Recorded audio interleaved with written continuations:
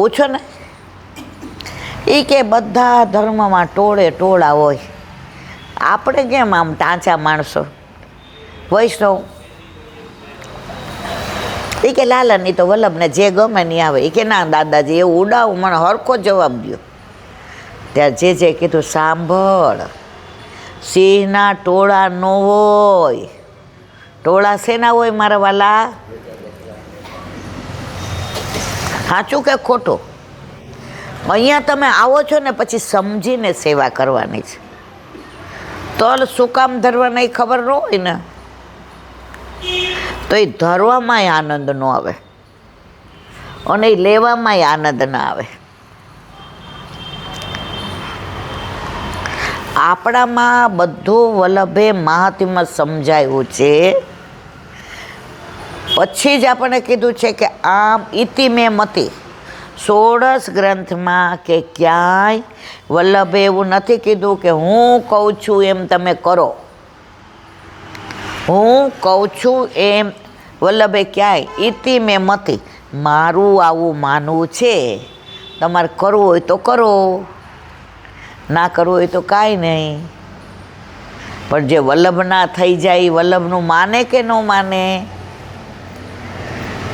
જે એક વાક્ય કીધું, બધાય વલ્લભને માને છે પણ વલ્લભનો કોઈ માનતા.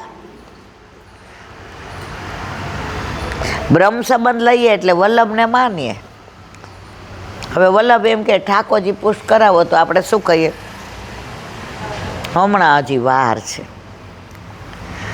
વલ્લભને માને છે પણ વલ્લભનું કોઈ માનતા નથી એટલે સેવાનો ભાર લાગે છે.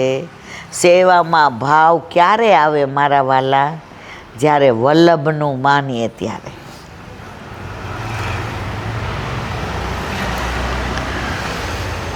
એક નાની વાત,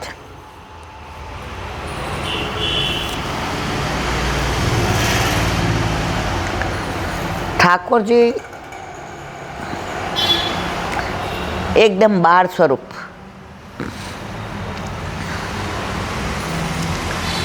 નંદાલયમાં બિરાજે.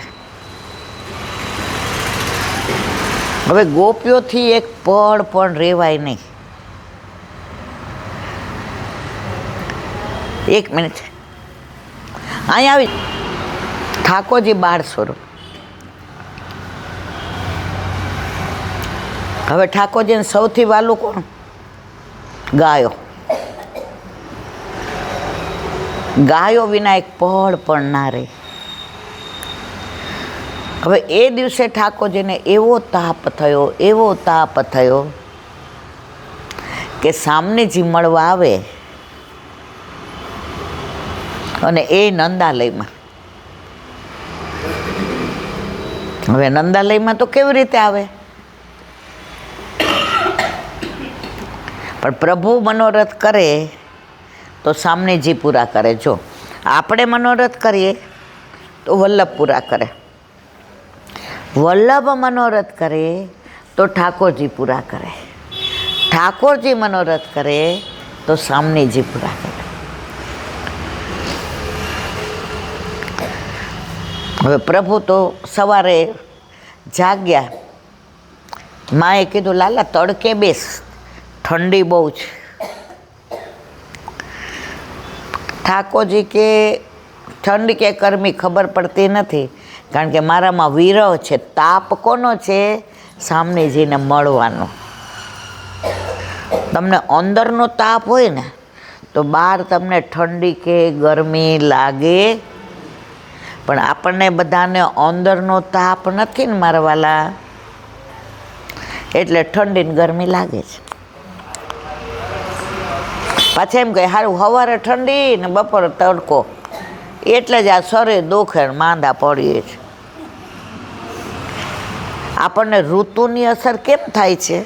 હજી પ્રભુ ઉપર આપણને એટલો પ્રેમ નથી. તો જેવો તાપ ઠાકોરજીને અહીં થયો એવો તાપ સામનેજીને ત્યાં થયો. તો નંદાલયમાં આવવાનું બહાનું તો જોઈએ ને.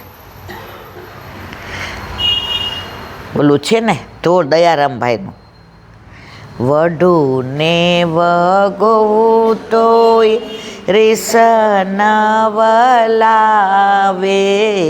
કहीं કहीं મિસે વાલો મુજને બોલ. કઈ કઈ મિસે એટલે કઈ કઈ બાને. હું શું જાણું રે વાલે મુજ માસું દીઠું, વારી વારી જો તો એ મુખ લાગે મીઠું. જળ ભરવા જાઉં ત્યાં મારી પાછળ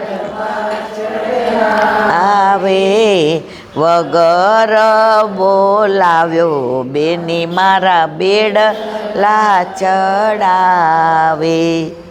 એક લડી જાણી મારે કેર દોડ્યો આવે, રંક બનીને બેની માખણ મિસરી માગે. દૂરથી આવતા જોઈને પાસે દોડ્યો આવે, પોતાના કંઠની માળા મુજને પહેરાવે. જ્યાં જ્યાં જાઉં ત્યાં મારી પાછળ પાછળ આવે, દયાનો પ્રીતમ બેની મારો કેળલો ના છોડે. હું શું જાણું રે વાલે મુજ માસું દીઠું, વારી વારી જો તો એ મુખ લાગે મીઠું. આ દયાનો પ્રીતમ છે જુઓ. આપણે રોજ ઠાકોરજીને જગાડીએ, રોજ મુખારવિંદના દર્શન કરીએ. મારા હમ ખાઈને કહેજો કોઈ દી એવો કંટાળો આવ્યો કે રોજ રોજ હું જોજો કરું. હે સવારે ઉઠીએ બ્રશ કરવા જાય ને એટલે પેલો વિચાર આવે, દૂધ વહેલું આવી જાય સારું, ઠાકોરજીને માટે ઉકાળી લઉં. થાય તમને બધાના ઉંમરવાલા?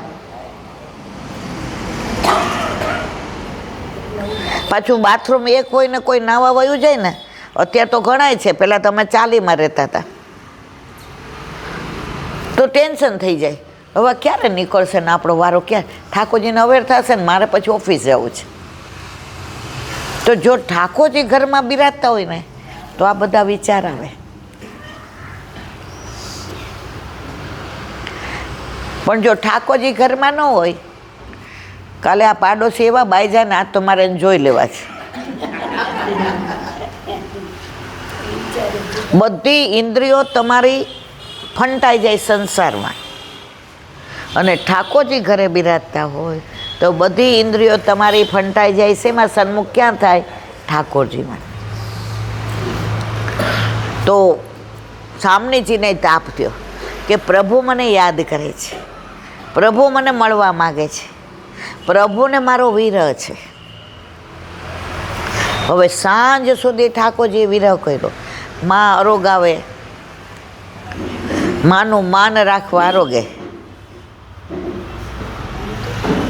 ઠણ ઠણટો વાલો લાડકડો રે ભોજન શાળાએ આવે છે, મનો મન રંજવા વાલો આરોગ્યા બહુ સ્વાદે છે. રાધા અધર સુધા વિના પીયું ને બીજું તે કાંઈ. માતાનું મન રંજવા વાલો આરોગ્ય બહુ સ્વાદે છે. માતાને સારું લગાડવા આરોગ્ય, પણ મનમાં શું હતું? રાધા અધર સુધા વિના પીયું ને બીજું તે કાંઈ ન. ત્યાં રાધાજીની એ દશા હતી, કારણ રાધાને કૃષ્ણ જુદા નથી. એક વપુ દો પ્રાણ, બે એક જ છે. એટલે અહીંયા ઠાકોરજીને જેટલો વિરોધ થયો એટલો જ રાધાજીને બરસાનામાં થયો. હાથમાં બોઘણો લીધો. માં કીર્તિજી કે હા બિટિયા, આજ મેં ગૈયા દોંગી. અરે તારા હાથ કોમળ કોમળ, ફૂલથી વધુ કોમળ, માખણથી વધુ કોમળ. તું આંચળ આમ કરવા જાય ને જ્યાં જરાક વજન પડે ને તો તારા હાથ કોમળતા વહી જાય. આટલા દાસી છે. આપણે કાંઈ ગાય દોવી માં મોકો ગાય દોનો શીખનો હે. माँ के जरा मोटी था नहीं माँ मैं तो आज ही गाय दूंगी. ત્યાં લલિતાજી આવ્યા. હું તો મારા ઘરે ગાય દોઈને આવી. એટલે રાધાજીએ કહ્યું દેખ मैया ललिता विशाखा सुभगा केतकी संजय सब अपने हाथ से गैया दुए, दोहन करना सबको आवे, एक मोह कोई ना आवे. माए की तो ऐसो कर लली तो बिटिया को सिखा दे. ललिताजी के मने बीजा कोई न શીખવાડ્યું પણ યશોદાજીને લાલાએ શીખવાડ્યું છે. સમજ્યા કે નહીં બધાય? તો કે તને એણે શીખવાડ્યું તો તું આને શીખવાડ. એ કે માં પણ એના જેવું કોઈ ન આવડે. ललिता जी के चल राधे नंदगांव होके आवे, वहाँ नंद के लाला को बोलेंगे कि हमको गैया दुहन सिखा दो. राधा जी के बराबर दाव पकड़ाई गयो. હવે વાંધો નહીં. પણ કીર્તિજી કાંઈ રાધાજીના માં હતા ને, ऐसो मत कर लली, वाको यहाँ बुलाला. ત્યારે લલિતાજીએ કહ્યું माँ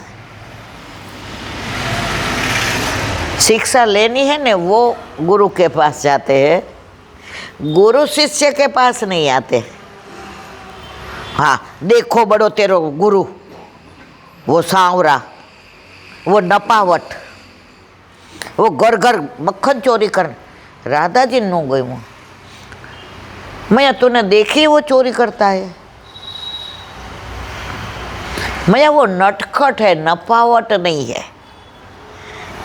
समझा बधाई? छेवटे नक्की थयुं के ललिताजी भेगा जाए અને નંદ ભવનમાં દૂધ દોતા શીખીને આવી જાય. જાતા જાતા વૃષભાનજી આમ ઊભા હતા. અરે બેટિયા, यमुना जल भरन चली, क्या नहीं जानो? इतने दास दासी. राधाजी के માંડ મેળ પડ્યો ત્યાં પાછા બાબા આવ્યા. આપણે મળવા જતા હોય ને આવું બહુ થયું. જો બધા કેવા રાજી થાય છે. ત્યારે કીર્તિજીએ કહ્યું કે આને गैया दुहन के लिए वो नंद बाबा के घर जाती है. રોષબાનજી કે પણ મારા બેટીને ગાય દોતા શીખવાડવી જ નથી. જ્યાં હું એનું કરીશ ને ત્યાં એને એટલા દાસ દાસી આપીશ કે એને ગાયો દોવાની જરૂર પડશે. લલિતાજી કે ભારે કરી. માં હોય તો સમજાવી દઈએ. ઘરમાં આપણી માં હોય ને એને આપણે આ માગું પાછું બહુ બોલ દઈએ. હમણાં આવું છું ને બેનપણીને ત્યાંથી નોટ લઈ આવું નામ. પણ જેવા આપણા પપ્પા આવે ને, અમે કાકા કહેતા હતા, આમ ડેલી ખોલવા જઈને સામે જોઈએ ને એટલે આમ કાકા કાકા એટલે સમજી જાય કે બેનને કાંઈક ખોટું કરવા જાવું છે. ચલો અત્યારે બહાર રહી જવાનું, હું આવી ગયો છું જમવા, મારી ભેગી જમવા બેસ. આપણા બધાય દાવ નિષ્ફળ. राधा जी के बाबा मैं अभी होके आऊँ लली के घर. હવે પાર્ટી બદલી. લલિતાજી કે હા બાબા, એને ગાય દોવી છે ને તો અમે બે સાથે. કીર્તિજી કે તું તો બોલ રહી थी ને કે નંદગાંવ. અરે बाजी उघाड़ी थी गई. ललिता जी के नहीं अवेयर बहुत हो गई है तो मेरे घर ही जाएंगे. वृषभान जी के हाँ तो जाओ. અને લલિત તું એને પાછી મૂકી જાજો. આને તો પાછો રસ્તો આને એકલી અમે ક્યાંય મોકલતા નથી. રાધાજી કે રોજ એકલી જ મળવા જાઉં છું. અડધે આવ્યા ને ત્યાં લલિતાજીને કે હવે તું જા, હવે તારું કામ નથી. જે આ દાખલો આપ્યો તો અમારા ઘરનો નથી કે કોલેજમાં પહેલાંના જમાનામાં, અત્યારની વાત નથી. પહેલાંના જમાનામાં કોલેજ જતા ને પહેલા દિવસે તો આપણે કહીએ પપ્પા મને મૂકી જાઓ ને. એમાં છોકરા છોકરીઓ ભેગા હોય ને તો બી આપણે ફાટી પડીએ. એટલે આપણને મૂકવા આવે ને